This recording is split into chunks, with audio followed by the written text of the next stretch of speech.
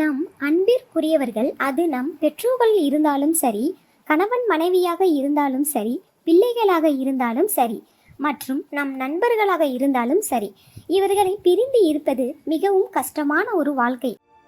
வாழ்க்கை இப்படியே போயிடுமா சார்? அப்பப்ப எல்லாத்தையும் விட்டுட்டு திரும்ப போயிடலாமான்னு கூட யோசிக்க தோணுது. ஆனால் அதே சமயம் அவர்கள் திடீரென்று கண்முன்னே வந்து நின்று நமக்கு சர்ப்ரைஸ் கொடுக்கும்போது சரி, நம் அடையும் சந்தோஷம் இருக்கே எல்லையற்றது. சொந்த ரத்தமோ பேரோ மட்டும் ஒரு குடும்பத்தை உருவாக்காது.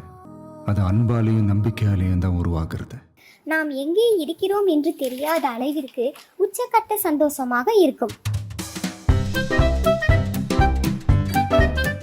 இவர்களைப் போல நாமும் நம் அன்பிற்குரியவர்களுக்கு இந்த மாதிரி சர்ப்ரைஸ் கொடுக்க கத்துக்கணும்.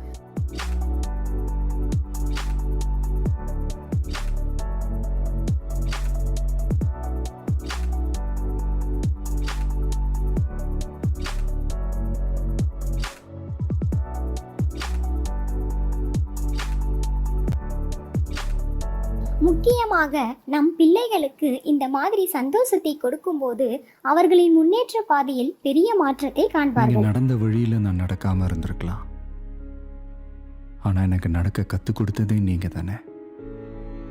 ஏனென்றால் பிள்ளைகள் நம்மிடம் இருந்து எதிர்பார்ப்பது சின்ன சின்ன சந்தோஷங்களையும் அன்பையும் மட்டும்தான். அதுவே அவர்களின் நல்ல வழிக்கும் நேரான வழிக்கும் பாதையாகவும் பாலமாகவும் அமையும்.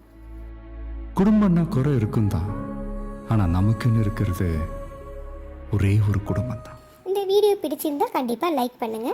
இது வரைக்கும் இந்த சேனலை சப்ஸ்கிரைப் பண்ணாதவங்க கண்டிப்பா சப்ஸ்கிரைப் பண்ணுங்க. தேங்க்யூ.